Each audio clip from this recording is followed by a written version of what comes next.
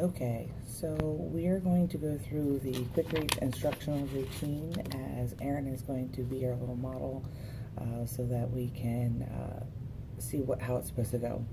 So as you're looking at your instructional routines, that would be this paper right here.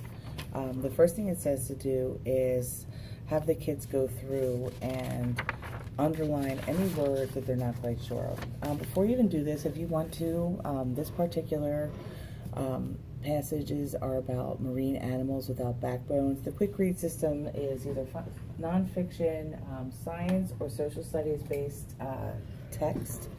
So if you want to brainstorm and say, hey, what do you know about marine animals without backbones? Well, you may get crickets and people may not know, or you could just brainstorm on the board. Doesn't matter to me. If you just want to hop into it and just have the kids take a look at it, go ahead. So I'm going to ask Aaron to go through and take a look at this passage. This one says stingers, and he's going to look through, and if there's any words that he's not quite sure of, he's going to underline them.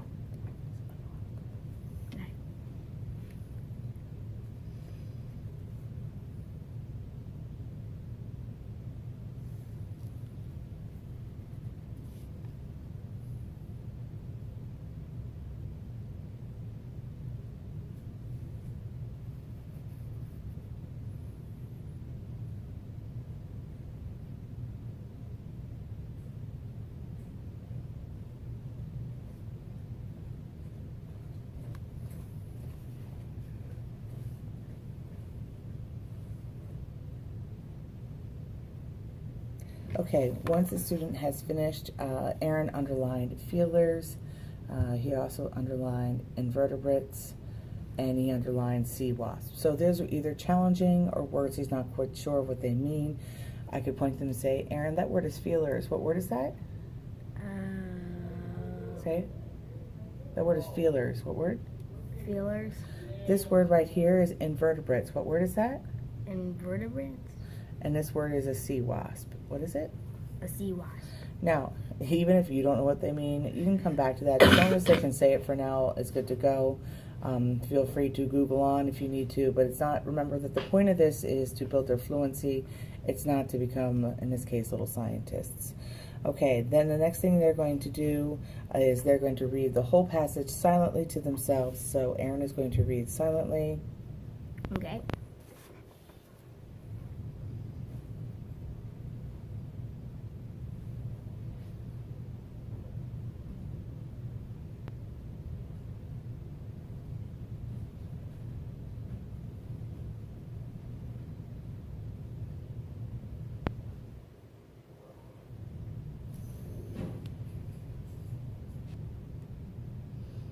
Okay, now that he's finished reading, I'm going to ask him to turn to his other packet that says review at the top, and he's going to find a section that talked about stingers, and he's going to write down a couple things. It says write words that will help you remember what you learned. So he's going to write a few words that's going to help him remind him what this passage is about.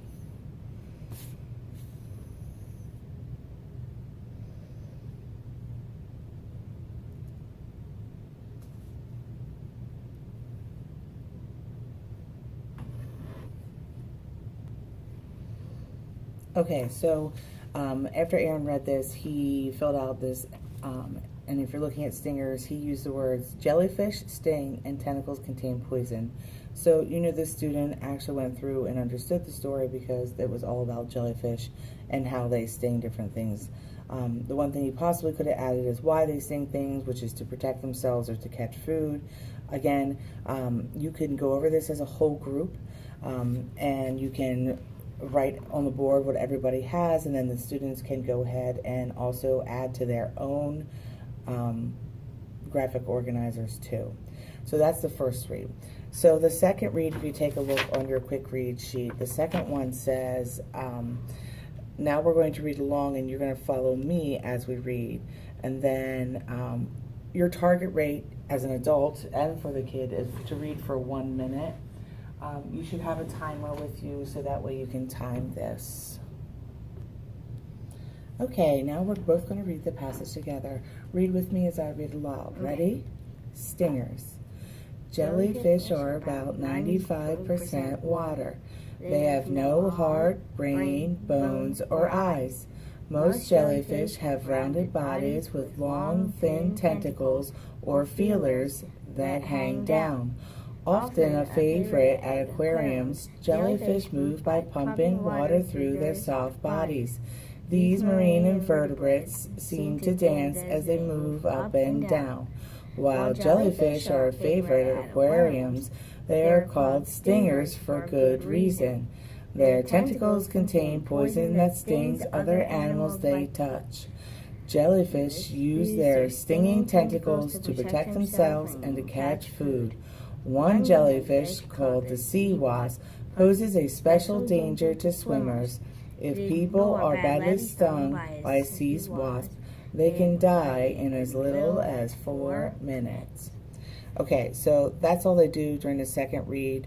And then you can say, hey, what is one thing the author wants you to remember? One type of jellyfish called a sea wasp is a danger to swimmers. Okay, good. And then the third read, it says that they're going to read out loud, and they will set the timer, and students will read, and then it will record the number of words they read at the bottom. So like this says 121. So let's say the timer goes off and they stop at the word special. Special, I usually have them circle that word, and then they'll write 100. And then you'll be provided a chart. I'm not sure how we're going to do it yet. I would like to go digital. So I will give you some sort of chart, maybe in Google Sheets, so that way maybe kids can fill it out, or you can fill it out. I'm not quite there figuring that out, but that's what they'll chart.